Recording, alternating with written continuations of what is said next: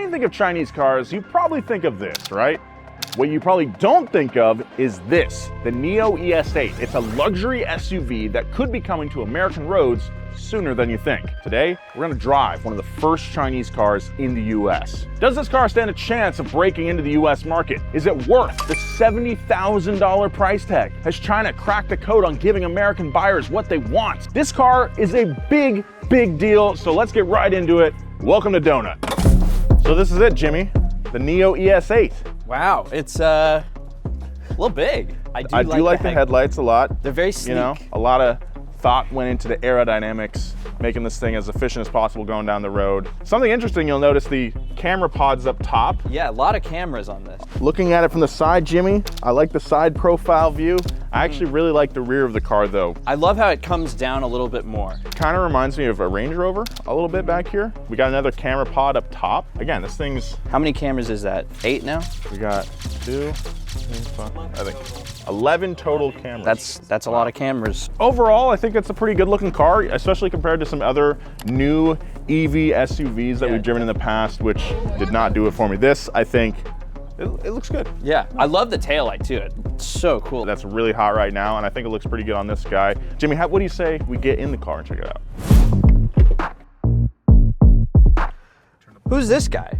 We'll get to that. Okay. We'll get to that in a sec. It follows a lot of trends that are hot right now in EVs. A minimalist interior, big touchscreen in the middle. However, there are a lot of touches in here that are, I would say, pretty unique and an interesting look into what is considered luxurious in the Chinese market, which I think we should get into. First of all, this shifter here, very cool. I like the shifter a lot. Me too. I've got a little trick for you here, Jimmy. Do you want to relax, Jimmy? Oh, this is... I think you need to relax, dude. Yeah, I think I need a massage now. I can do that. Are you relaxing now, Jimmy? Oh, I'm so relaxed right now. I don't think you're quite relaxed enough, dude. Let's put you in zero gravity mode. This is what it feels like on the space station, right? Yeah, I think so. Let's take a little nap here, dude. It's all about just me today. Yeah. So yeah, there are massage seats in the front and the middle rows, which is pretty cool. Where are the cup holders? So we do have 2 cup holders here. Whoa. They're right there, Jimmy. Boom. I don't think they're big enough for... US, yeah, they're not gonna be big enough for a large Sprite. So we got a suede headliner here. Feels nice. Yeah, I like the other touch points... I like the wood. The wood's cool. They feel good enough, I think. Ooh. Yeah. That opens it's both got a ways? dual way Whoa. cubby. Isn't that interesting? That is interesting. Yeah. This thing costs $70,000. 70,000? Yeah. And they are aiming for BMW and Mercedes customers with this. Now, granted, this is an electric vehicle. Those are naturally going to be more expensive. And other cars in this price range, we're talking Rivian R1S. And then also the Chevy Tahoe is also in that range. You could get that, yeah. Wow. So that's kind of like the pool that this thing is swimming in. I think we got to go in the back though. Yeah, to really looks to get the full picture of this thing.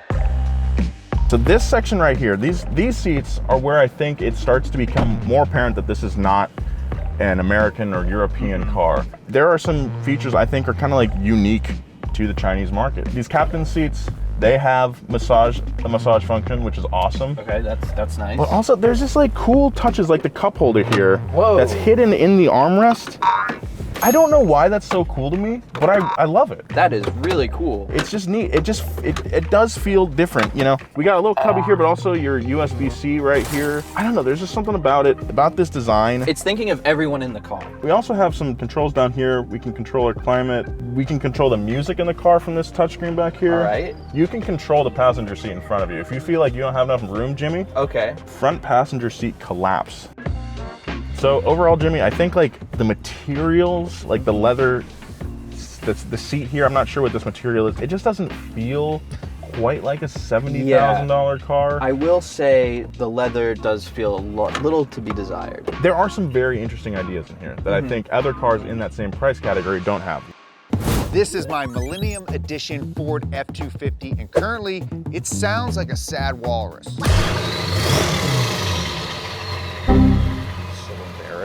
But with help from today's sponsor, Borla, I'm about to get this thing roaring like a beast. This is Borla's R&D facility where some of the best exhaust systems in the world are developed. And while the engineers are getting to work on my custom exhaust for my truck, I'm gonna give you guys a little behind the scenes look with Mr. Borla himself. David, what's up, man? How you doing? Good to see you again. Good to see you. Thanks for coming. Okay, so this is your R&D facility, but you manufacture at a separate site? Yeah, we have a big factory in Tennessee where we do all of our manufacturing. So the products that go to end users are manufactured in Tennessee and designed here in California. So made in the good old USA? Yeah, 100% made in the USA. What is the process of getting that correct sound in this R&D facility? Really, we concentrate a lot on what doesn't sound good because the majority of what we're doing is really tuning out the stuff that doesn't sound good. And then we have our own technology to amplify sounds. And I know enough about music to know how chords are made, like on a guitar, like a power chord. Right. So we use the same formulas to create those notes from organ pipe technology in our exhaust. So it's very similar to playing a chord on a guitar. Automotive musicians. So Borla is the real deal. I want to thank David and everyone else here for showing me around and taking care of my F-250 back there. If you guys want your own exhaust system, click the link below. You won't regret it. So we're gonna drive this thing in a sec, but let's talk about why this car is here in the first place. Chinese cars haven't been sold in the US, but trust me, back in China, business is booming. Last year, China overtook Japan as the world's largest automotive exporter at 5 million units shipped globally. Most of those cars went over to Europe, but now models like this ES8 are poised to be sold in the US. But will American buyers even want them? Will we even be able to afford them? Well, there's a very big asterisk that changes the answer to those questions, but we're gonna get to that later. First, who the heck is Nio? Nio is a premium EV brand that was founded in 2014 in Shanghai, China. You might have seen their EP9 supercar on the Grand Tour, but they do a lot more than that. Nio has a self-proclaimed focus on technology and luxury. Their most affordable car, the ET5, starts at around $41,000 US, which for reference is more expensive than Tesla's Model 3. And like I've mentioned, the ES8 costs even more, around $70,000. Something that might be adding to that price tag is Nomi, the onboard smart driver interface, which Nio claims is the first mass production in-car AI system. Let's see how it works. That is Nomi. He's looking at me, saying hi. Yes, giving you cute little eyes. I love that. Nio brought this to market in 2017, so they've been working on it for a long time now. Okay. It has a fair amount of features. Let's see if they work. Yeah. Hey Nomi. Hey. Could you close the windows? 网络有点问题，等会再试试。 Okay. All right, so this is a Chinese market vehicle. This exact car arrived here a few days ago. Okay. It only speaks Mandarin, this one. But luckily we have another Nio model in the parking lot that does understand English. Okay. So let's use that one to test the system. Cool. Sorry, Nomi, in this car, we're gonna speak English to your brother or sister. This is the Nio ET5. It's a sedan, and this is a European spec model, so it does speak English. Okay. Let's get inside. Yeah, let's check it out. Hello, little Nomi. How's it going? I am here. Whoa, we're here too. Hey, Nomi, Hello. can you roll my window down all the way? Hey, Nomi, Yes. could you tell me a joke? What did one ocean say to the other ocean? Nothing. They just waved. Classic. That old chestnut. Nice, love that one. Hey, Nomi, can you recline my seat? Would you mind rephrasing it? Could you put the passenger seat into relaxed position? Didn't catch that. Could you repeat? It's not. Okay. Hey, Nomi, Yes. put passenger seat in relaxed position. I don't understand you. Okay. Please say that again. Okay, so it's not the best. No. Look, if we're gonna have AI systems in our car that are listening to us and watching us, I gotta say, having a little robotic face that looks at us and little cute. plays maracas and a guitar when the music's playing, that's pretty cute. It is. I think more car companies need something like that. Yeah, put a cute face on it. Yeah. And I'm fine with it. Yeah. Your girlfriend will think that's cool. Oh yeah. It reminds me of like, That's your R2-D2. that's my little R2-D2. We should take the ES8 out then for a drive. Yeah. Yeah, that was fun. All right, bye, Nomi. All right, first time out in the ES8 on the streets of Los Angeles. We're in downtown LA. All All right, Jimmy, 643 horsepower, 0 to 62 miles per hour in 4.1 seconds. I'm in Sport Plus mode. That's a lot of electric ponies, Nolan. Let's do it. That guy in the Tesla was checking it out. Gonna smoke his ass. Whoa! Oh, I felt my breakfast this morning. That's fast, dude. I'll put this thing back in comfort mode. When we were looking at the car in the parking lot, I was kind of skeptical, honestly. But so far, it feels pretty good. I'm pretty happy with it so far. It's got air suspension. Yeah, ride's so nice. The ride is pretty good. Dude, honestly, on these crappy LA roads, like, I know, it's pretty comfortable. It's the window, double pane glass. It's been keeping all the road noise out. You might be wondering who that is in the back seat. Well, Nio told us we couldn't drive the car without a rep riding with us. If it sounds strange that a manufacturer demand we take someone along for the ride, that's because it is. It was extremely awkward. You could see him as a literal representation of Nio's unfamiliarity with the American automotive press, or as a more ethereal analogy for something else. That's your call. But I will say he was a nice guy. Things I don't like off the bat, the insistence of every EV company to imitate Tesla and just their very complicated menus. Like, I have to go through 2 menus to adjust the mirrors. It's like, all right, why are we doing that? Yeah, Same should thing. just be one thing. That's the way that Teslas are, and like Teslas are seen as a status symbol, then people want the weirdness that comes with that, I guess. All right, Nolan, I think we need to charge this thing. Yeah, let's get some juice. Yeah. So, EV charging stations are certainly nothing new. In fact, they're a fact of life here in Southern California. In LA, there might be more kids that know how to charge their mom's Tesla than use a gas pump. However, this ES8 can do things a little differently. So over in China, Nio is really big into battery swapping technology, or batteries as a service. And this is exactly what it sounds like. You swap out a depleted battery for a fully charged one. Kind of like my RC car. Exactly, Jimmy. The process is significantly faster than charging, and there are currently 2,300 battery swapping stations. That's a lot. However, they're only available in Europe and China. There have been a few attempts at making battery swaps a thing here in the US. Even Tesla tried it back in 2013. But honestly, Jimmy, I don't know if swaps will ever become mainstream here, because 45% of EV owners prefer to charge at home and have the capability to do so. But the story is a little different back in China, where 6.8 million charging points have to serve a population of 1.4 billion people, Jimmy. That's a lot. And in a world where the fastest charge can take around 20 minutes, you can save a lot of collective time with a battery swap that takes just half the time. So, I mean, does battery swapping make sense in the US? Not really. Is it interesting? Yeah. It is. All right, Jimmy, we're good to go. Let's get back on the road. How about you drive? Oh, yeah, gladly. All right. Oh, this is definitely not a Miata. Today is an all-new experience for me. So, Jimmy, you've driven a few EVs. A few. You're not a huge EV head. No, I am definitely not. So how do you feel driving right now? I feel like I'm driving a big golf cart. Okay, that's pretty EV typical, I would say. But I do like this. It's very comfortable. I mean, you don't hear any road noise. Most of the cars I drive have a ton of road noise. Well, that's because you buy 30-year-old Japanese cars. Yeah. With no sound deadening at all. Right, you know, let bygones be bygones, you know? Yeah. But this, I feel like I could take my girlfriend out in this and she would be very impressed. Dude, we haven't even talked about the sound system. It's got Dolby Atmos. That's a crazy unit. It's got over 23 speakers on board.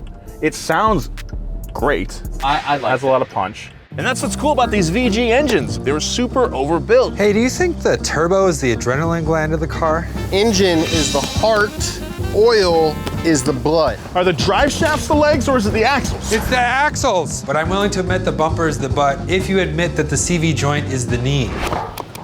Hey, just so you know, the meeting was canceled. Amazing. The tailpipe is the butthole. Anyway, during the late 90s, Nissan, along with every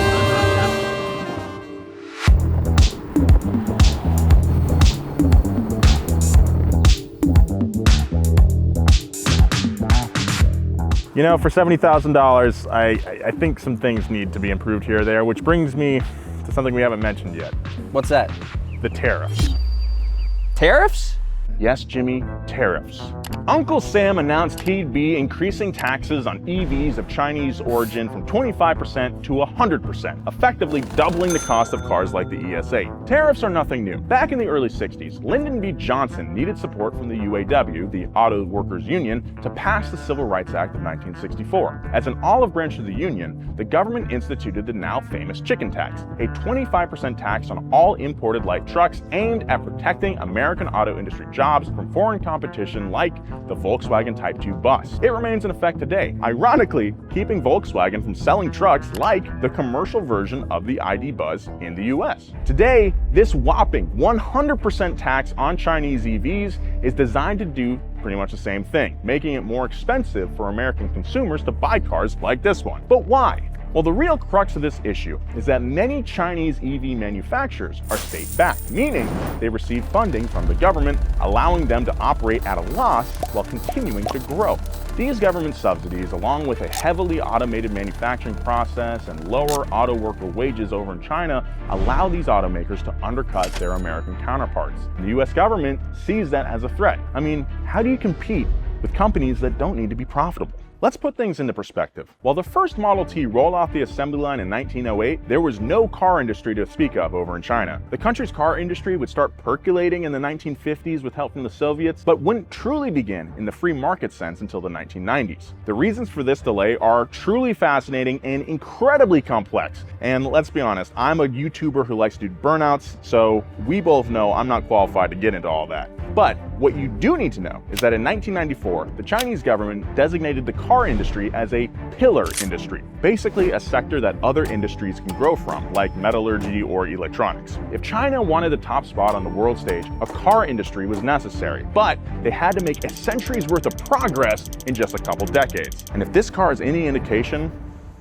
it kind of worked. But if you can subsidize an entire industry so you can undercut your competition until there aren't any left, does that really count?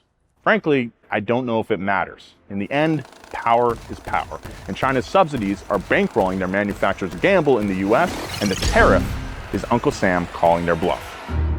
I will say it feels complete, you know? We've driven some, I'm going back to the VinFast, I'm sorry. That was a half-baked product. That's because it was rushed to market, you know, it felt like we were driving a prototype. This does not feel that way. No, this feels very complete. Nio's been around for a while now, almost 10 years, you know. Nio has been on the market since 2017, so they've had time to refine their features, make the cars better, and this feels light years ahead of something like a VinFast. Yeah. So I think it's almost there. The bones are good. The bones are very good. They've had a lot of milk. Yeah, okay. You know, now we got to grow the muscle. That's true, that's true. I'm gonna be straight with you.